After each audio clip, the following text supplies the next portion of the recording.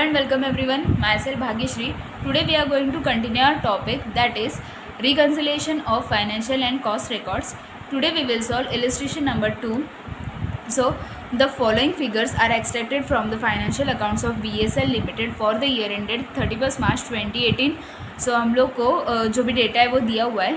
Sales 20 units amount है, material, wages, factory overheads, administration overheads, selling and distribution overheads, finish goods that is 1230 units.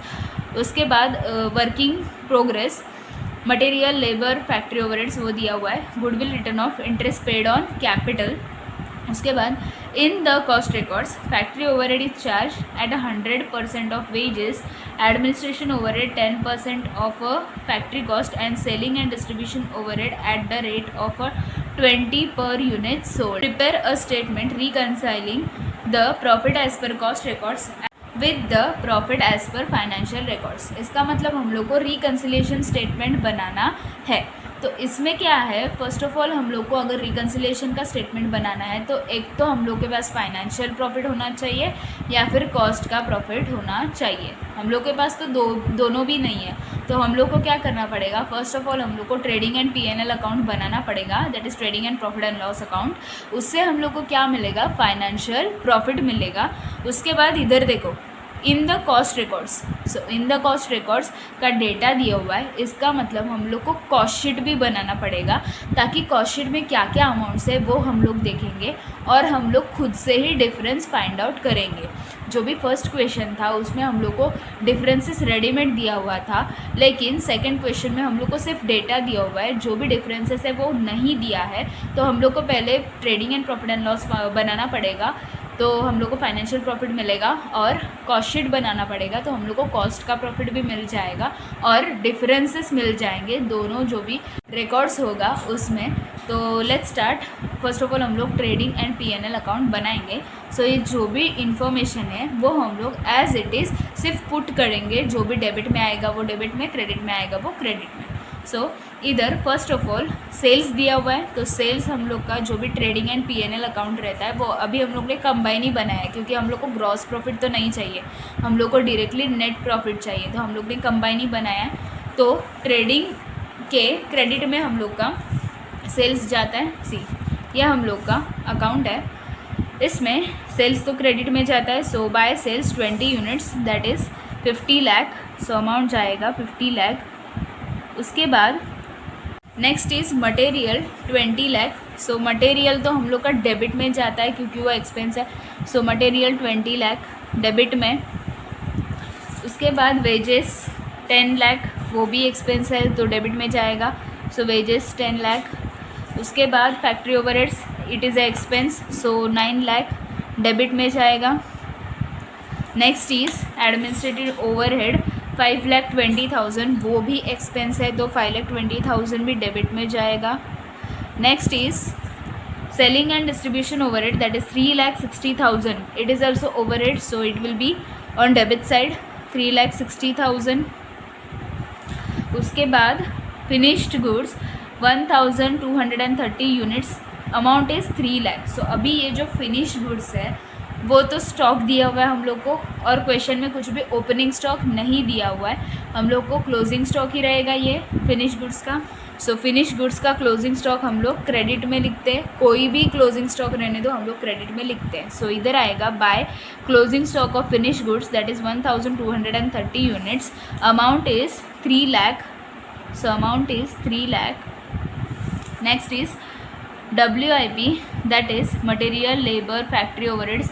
ये सारा हम लोग को क्लोजिंग WIP दिया हुआ है, क्योंकि क्वेश्चन में कुछ भी ओपनिंग नहीं है, हम लोग को क्लोजिंग ही दिया हुआ है. सो ये जो भी WIP है वो क्लोजिंग WIP है. हम लोग को सिर्फ टोटल लेना है, बाकी बाइफर्केशन नहीं लिया तो भी चलेगा. सो 1,40,000 is your amount. So closing WIP है तो क्लोजिंग है तो क्रेडिट में ही जाएगा. सो इधर आएगा 1,40,000 WIP का अमाउंट. सी 1,40,000 हम लोग को टोटल लेना है. सो 1,40,000 हम लोग ने लिया. उसके बाद क्या बोला है, goodwill return of. Return of हम लोग को पता है अगर राइट ऑफ कुछ भी करते हैं तो वो प्रॉफिट एंड लॉस के डेबिट में आता है. सो ये तो कंबाइन अकाउंट है, trading and profit and loss account, so debit में आएगा. See, goodwill return off that is 4 lakh. Goodwill written off is 4 lakh. Next is interest paid on capital that is 40,000. Interest paid बोला है, paid यानी कि expense है, तो expense है तो प्रॉफिट एंड लॉस अकाउंट के डेबिट में ही आता है. सो इंटरेस्ट पेड हम लोग का अमाउंट है 40,000. सो डेबिट में आएगा interest paid on capital that is 40,000. सो अभी तो पूरा जो भी डेटा है वो हम लोग का कंप्लीट हो चुका है. बाकी का डेटा है वो कॉस्ट रिलेटेड है. सी इन द कॉस्ट रिकॉर्ड जो भी है फैक्ट्री ओवरहेड वो सब कॉस्ट के रिलेटेड है, यानी कि कॉस्ट शीट में जाएगा वो सब. तो फाइनेंशियल रिकॉर्ड हम लोग का पूरा कंप्लीट हो गया है. तो हम लोग trading and profit and loss account अभी क्लोज करेंगे. अभी सिंपली हम लोग फाइंड आउट करेंगे कि हम लोग का प्रॉफिट आ रहा है कि लॉस आ रहा है. सी इधर हम लोग का नेट प्रॉफिट आ रहा है दैट इज़ 2,20,000. सो हमारे पास अभी फाइनेंशियल प्रॉफिट है लेकिन हमारे पास डिफरेंसेस नहीं है, तो इसी की वजह से हम लोग को कॉस्ट शीट बनाना पड़ेगा. सी ये हम लोग का कॉस्ट शीट का फॉर्मेट है. तो फर्स्ट ऑफ ऑल हम लोग को पता है कि मटेरियल आता है, तो मटेरियल क्वेश्चन में जो भी दिया है दैट इज़ 20 लाख, तो वो वैसे ही आएगा क्योंकि मटेरियल में कुछ भी चेंजेस नहीं हो सकता. मटेरियल जितना परचेस किया था उतना ही रहेगा वो. सो मटेरियल तो उतना ही आएगा दैट इज़ 20 लाख. उसके बाद वेजेस भी सेम ही रहेगा क्योंकि जितना हम लोग ने पे किया था उतना ही रहेगा. सो वेजेस इज़ 10 लाख, तो वो भी वैसे की वैसे ही आ जाएगा. सो ऐड करेंगे 10 लाख. मटेरियल में वेजेस ऐड करने के बाद हम लोग को मिलता है prime cost that is 30 lakh. अभी हम लोग को क्या बोला है फैक्ट्री ओवरहेड के related. See in the cost records factory overhead is charge at 100% of wages, यानी कि वेजेस का जितना अमाउंट रहेगा उतना ही अमाउंट फैक्ट्री ओवरहेड का रहेगा. सी वेजेस का amount is 10 lakh. So factory overhead at the rate of 100% of wages. So 100% of wages. So wages का जितना अमाउंट है उतना ही हम लोग का आएगा फैक्ट्री ओवरहेड का अमाउंट. सो ये भी ऐड हो जाएगा, तो इधर अमाउंट आएगा 40 लाख. उसके बाद हम लोग क्या करते हैं, हम लोग ऐड करते हैं ओपनिंग WIP यानी कि वर्क इन प्रोग्रेस. अभी ओपनिंग तो हम लोग को क्वेश्चन में कुछ भी नहीं दिया है, सो डैश आ जाएगा. अभी क्लोजिंग WIP क्वेश्चन में जितना दिया है उतना ही आता है.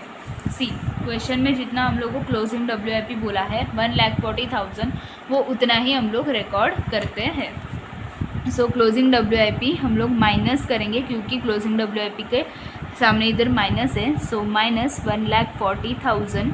सो हम लोग का फैक्ट्री कॉस्ट उसको ही हम लोग वर्क कॉस्ट बोलते हैं, तो उसका अमाउंट आ जाएगा 38,60,000. 38,60,000 will be your factory cost और द वर्क कॉस्ट. अभी आगे क्या बोला है हम लोग को, administration overhead is 10% of a factory cost यानी कि ये ओके ये जो फैक्ट्री कॉस्ट है उसके ऊपर हम लोग को 10% फाइंड आउट करना है और उसको हम लोग बोलेंगे एडमिनिस्ट्रेशन ओवरहेड. सो इसका 38,60,000 का 10% इज़ 3,86,000. ओके 3,86,000 हम लोग को ऐड करना है. सो 38,60,000 प्लस 3,86,000 विल बी 42,46,000. उसके बाद opening stock of finish goods हम लोग ऐड करते हैं, लेकिन क्वेश्चन में opening stock of finish goods दिया ही नहीं है तो ये तो डैश आ जाएगा. उसके बाद हम लोग को क्या बोला है closing stock of finish goods. Okay तो closing stock of finish goods जो भी रहता है वो क्वेश्चन में जो दिया है 3 लाख वो हम लोग डायरेक्टली नहीं ले सकते क्योंकि closing stock of finish goods in case of cost sheet हम लोग किस पे वैल्यूएशन करते हैं उसका, तो उसका वैल्यूएशन हम लोग कॉस्ट ऑफ प्रोडक्शन के ऊपर क्लोजिंग स्टॉक का जो भी वैल्यूएशन है वो करते हैं कॉस्ट शीट में. तो इधर जो भी कॉस्ट ऑफ प्रोडक्शन है वो 42,46,000 है. तो अभी हम लोग इसके लिए वर्किंग नोट बनाएंगे और जो भी value of closing stock of finish goods है वो हम लोग फाइंड आउट करेंगे. सी वर्किंग नोट में इधर क्या लिखा है हम लोग ने वैल्यूएशन ऑफ क्लोजिंग स्टॉक, उसके बाद टोटल प्रोडक्शन और कॉस्ट ऑफ प्रोडक्शन यानी कि हम लोग ने कितना टोटल प्रोडक्शन किया है वो हम लोग को चेक करना पड़ेगा. सी 20,000 यूनिट्स एंड 1,230 यूनिट्स यानी कि 21,230 इन दोनों यूनिट्स का हम लोग को टोटल लेना है क्योंकि हम लोग ने सेल किया इतना यूनिट्स अभी हम लोग के पास बचा है 1230 यूनिट्स, यानी कि ये सारे यूनिट्स हम लोग ने प्रोड्यूस किए तभी तो हम लोग के पास वो आए। सो 21 इन दोनों का टोटल 21,230। सो 21,230 यूनिट्स हम लोग ने टोटल प्रोड्यूस किए। अभी इसका जो भी कॉस्ट ऑफ प्रोडक्शन है वो हम लोग का आया है 42,46,000 का कॉस्ट ऑफ प्रोडक्शन आया 42,46,000। अभी हम लोग क्लोजिंग स्टॉक का वैल्यूएशन कर रहे हैं, यानी कि 1230 यूनिट्स का। सो 1230 यूनिट्स के लिए कितना अमाउंट आ जाएगा,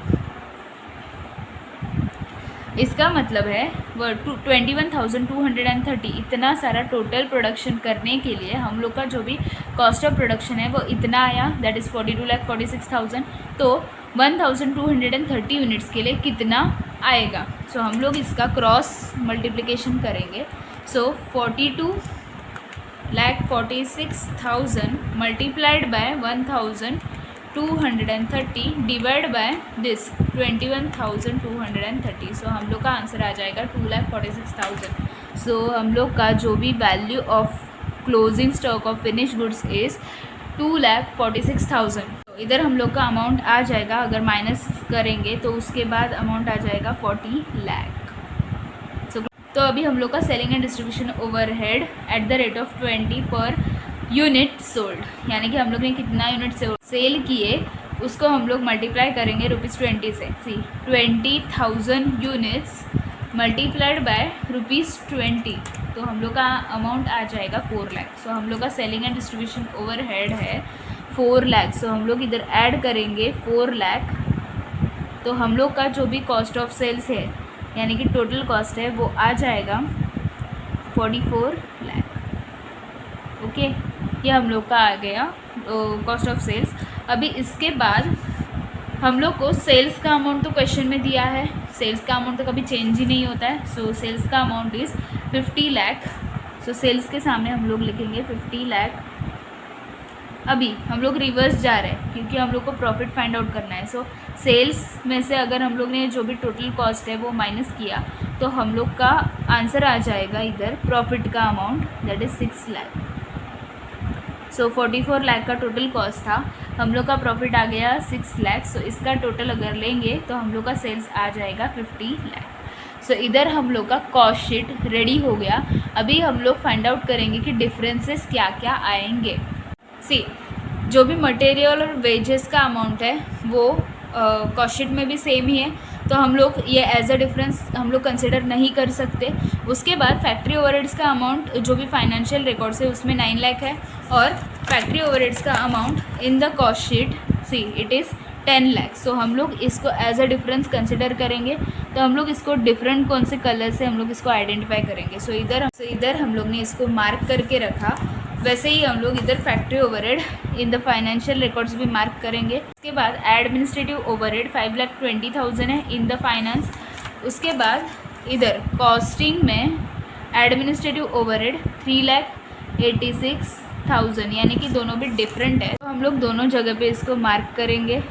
उसके बाद selling and distribution overhead finance में 3,60,000 है, कॉस्टिंग में देखते कितना है 4 लाख है। सो ये भी डिफरेंट अमाउंट है, तो इसको भी हम लोग मार्क करेंगे।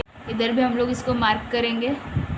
उसके बाद goodwill return of interest on capital, ये सब चीज़ें तो कॉस्टिंग में रहती नहीं है, कॉस्ट शीट में हम लोग ने इसको कंसिडर ही नहीं किया, तो हम लोग इसको भी मार्क करेंगे।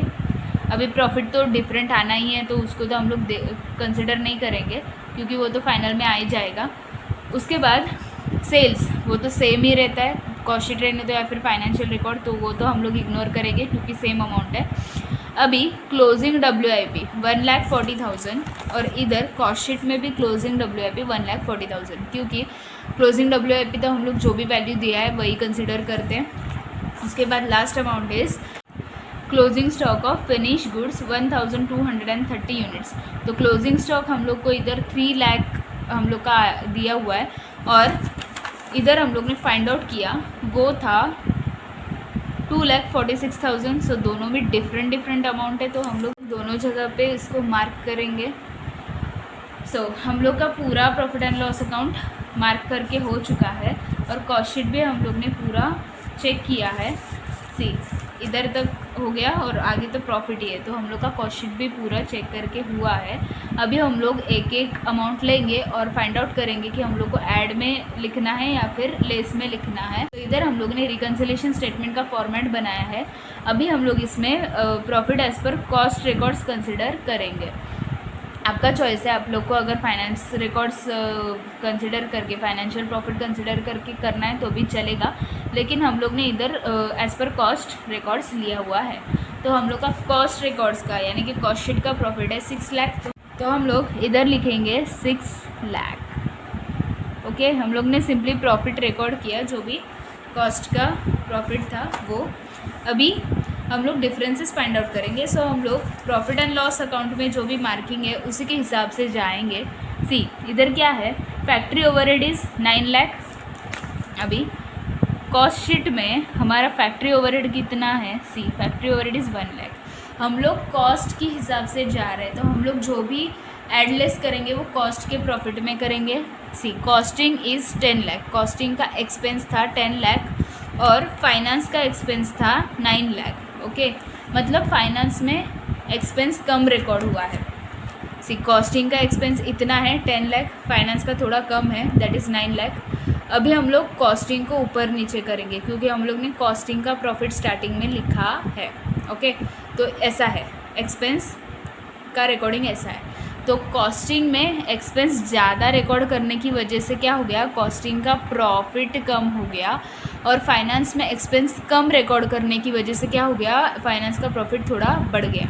तो अगर दोनों को इक्वल करना है तो हम लोग कॉस्टिंग को ही ऊपर नीचे कर सकते हैं। तो कॉस्टिंग का प्रॉफिट में हम लोग 1 लाख ऐड करेंगे ताकि फाइनेंस एंड कॉस्टिंग इक्वल हो जाए।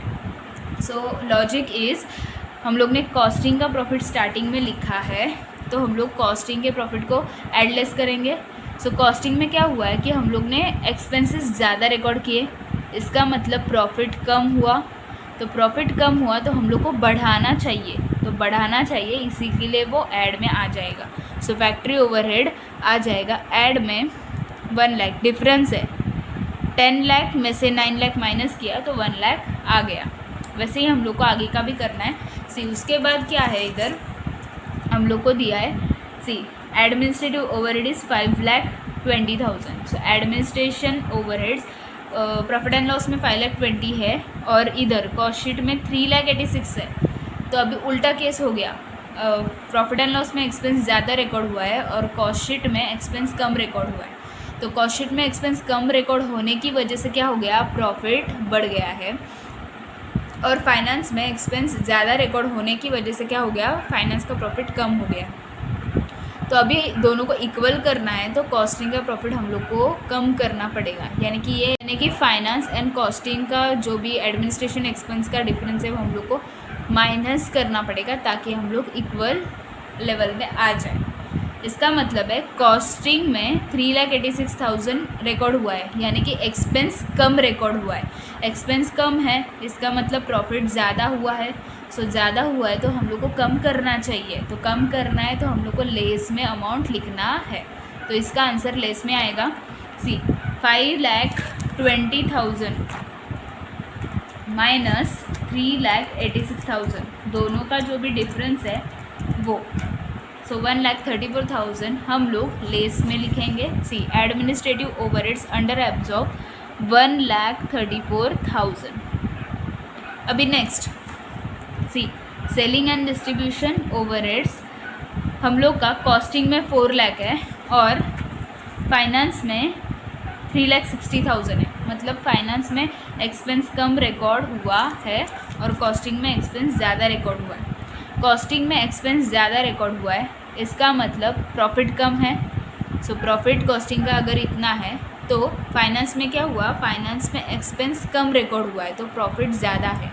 तो फाइनेंस का प्रॉफिट ज़्यादा है, कॉस्टिंग की प्रॉफिट कम है। इक्वल करना है तो कॉस्टिंग के प्रॉफिट को बढ़ाना होगा, यानी कि ऐड करना होगा। So answer is add. Logic is see costing में एक्सपेंस ज़्यादा रिकॉर्ड हुआ है, एक्सपेंस ज़्यादा है यानी कि प्रॉफिट कम हुआ है।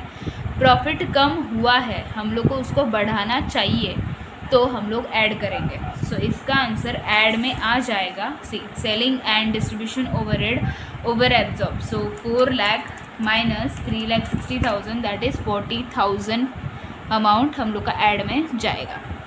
नेक्स्ट इज़ सी, नेक्स्ट हम लोग इधर देखेंगे, फैक्ट्री ओवरहेड हो गया, एडमिनिस्ट्रेशन हो गया, सेलिंग हो गया। अभी goodwill and interest on capital. Okay, तो गुडविल हम लोग ने रिटर्न ऑफ किया, वो रिकॉर्ड किया ट्रेडिंग में and profit and loss account में।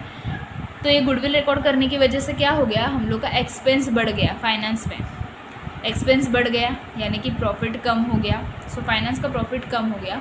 कॉस्टिंग में तो हम लोग गुडविल वो सब चीज़ें रिकॉर्ड ही नहीं करते, तो कॉस्टिंग का प्रॉफिट ज़्यादा है। फाइनेंस का प्रॉफिट ये गुडविल राइट ऑफ की वजह से कम हो गया, तो कॉस्टिंग का ज़्यादा हुआ है तो हम लोग उसको कम करेंगे और लेवल में लाएंगे। सो कम करना है यानी कि लेस। सी, कॉस्टिंग में क्या हुआ है, गुडविल रिटर्न ऑफ रिकॉर्ड ही नहीं किया, इसका मतलब एक्सपेंस रिकॉर्ड ही नहीं किया है। तो एक्सपेंस रिकॉर्ड नहीं किया है यानी कि एक्सपेंस कम हुआ, एक्सपेंस कम हुआ मतलब प्रॉफिट ज़्यादा हुआ।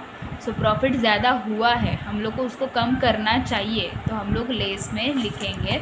सो गुडविल रिटर्न ऑफ का अमाउंट आ जाएगा लेस में, दैट इज़ 4 लाख। और वही लॉजिक हम लोग इंटरेस्ट ऑन कैपिटल को लगाएंगे। इंटरेस्ट ऑन कैपिटल कॉस्टिंग में रिकॉर्ड नहीं हुआ यानी तो एक्सपेंस हम लोग का कम रिकॉर्ड हुआ है, तो इसी का मतलब प्रॉफिट ज़्यादा है। तो प्रॉफिट ज़्यादा हुआ है तो हम लोग उसको कम करेंगे, तो कम करना है यानी कि लेस में लिखेंगे। सो इंटरेस्ट ऑन कैपिटल वो भी लेस में आएगा, दैट इज़ 40,000। ओके, अभी आगे हम लोग देखते हैं। सी, इधर ये सारा जो भी अमाउंट्स था वो हो गया है। अभी क्रेडिट साइड पे एक अमाउंट है, that is closing stock. Closing stock हम लोग का फाइनेंस में है 3 लाख और कॉस्टिंग में हम लोग ने कैलकुलेट किया था, दैट इज़ 2,46,000। इसका मतलब कॉस्टिंग में क्लोजिंग स्टॉक कम रिकॉर्ड हुआ है, फाइनेंस में ज़्यादा है, कॉस्टिंग में कम है। मैंने आपको बताया था कि जो भी क्लोजिंग स्टॉक रहता है वो कौन सा भी रहने दो, raw material, WIP, finish goods, जो भी रहने दो, वो एज ए इनकम हम लोग को ट्रीट करना चाहिए, क्योंकि ये जो भी ट्रेडिंग एंड P&L अकाउंट होता है उसमें हम लोग उसको क्रेडिट में लिखते हैं, क्रेडिट में यानी कि वो इनकम होता है। ठीक है, तो इधर क्या हुआ है, प्रॉफिट एंड लॉस में हम लोग ने 3 लाख का, trading and profit and loss में हम लोग ने 3 लाख रिकॉर्ड किया है for the closing stock of finish goods. और इधर कॉस्ट शीट में हम लोग ने 2,46,000 रिकॉर्ड किया है। इसका मतलब फाइनेंस में इनकम ज़्यादा हुआ है, सो प्रॉफिट ज़्यादा हुआ है। कॉस्टिंग में इनकम कम हुआ है, सो प्रॉफिट कम हुआ है। अगर दोनों को इक्वल करना है तो हम लोग को ऐड में लिखना पड़ेगा ताकि वो दोनों इक्वल हो जाए। सो हम लोग का आंसर ऐड में आ जाएगा। लॉजिक इज़ कॉस्टिंग में इनकम कम रिकॉर्ड किया है तो इसी की वजह से प्रॉफिट भी कम हो गया, तो हम लोग को उसको बढ़ाना चाहिए। सो बढ़ाना है, इसी का मतलब ऐड में आ जाएगा। सो डिफरेंस हम लोग को लेना है 3 lakh minus 2,46,000। So difference is 54,000 हम लोग ऐड में लिखेंगे, that is difference in valuation of closing stock of finish goods 54,000। Okay, तो इधर हम लोग के सारे डिफरेंसेस रिकॉर्ड करके हो चुके हैं। अभी सिंपली हम लोग को इसका क्लोज करना है स्टेटमेंट। तो इधर हम लोग टोटल लेंगे, that is 1 lakh plus 40,000 plus 54,000। सो हम लोग का अमाउंट आ जाएगा 1,94,000। सो इधर आएगा 1,94,000। Okay, so 6 lakh plus 1,94,000 that is 7,94,000। ये जो भी लेस वाला अमाउंट्स है वो उसका टोटल आ जाएगा 1,34,000 प्लस 4 लाख प्लस 40,000। सो 5,74,000 ये हम लोग का टोटल आ जाएगा। ये लेस का टोटल है तो हम लोग इसको ब्रैकेट डालेंगे। सो हम लोग का फाइनल अमाउंट आ जाएगा 9,94,000 माइनस 5,74,000। सो हम लोग का आंसर आ जाएगा 2,20,000। This is your profit as per financial records 2,20,000। Let's check see 2,20,000। So हम लोग का आंसर करेक्ट है। सो ये क्वेश्चन में हम लोग ने क्या क्या किया, हम लोग ने प्रॉफिट एंड लॉस बनाया, कॉस्ट शीट बनाया, उसका डिफरेंसेस फाइंड आउट किया और फाइनली रिकन्सिलेशन स्टेटमेंट बनाया। सो इधर हम लोग का इलस्ट्रेशन नंबर 2 कंप्लीट होता है। अगर ये वीडियो आपको हेल्पफुल लगा हो तो प्लीज़ वीडियो को लाइक कर देना, अपने फ्रेंड्स के साथ शेयर करना और मेरे चैनल को सब्सक्राइब करना, क्योंकि ऐसे ही बहुत सारे टॉपिक पे अभी नए वीडियोस पोस्ट होने वाले हैं। Thanks for watching friends.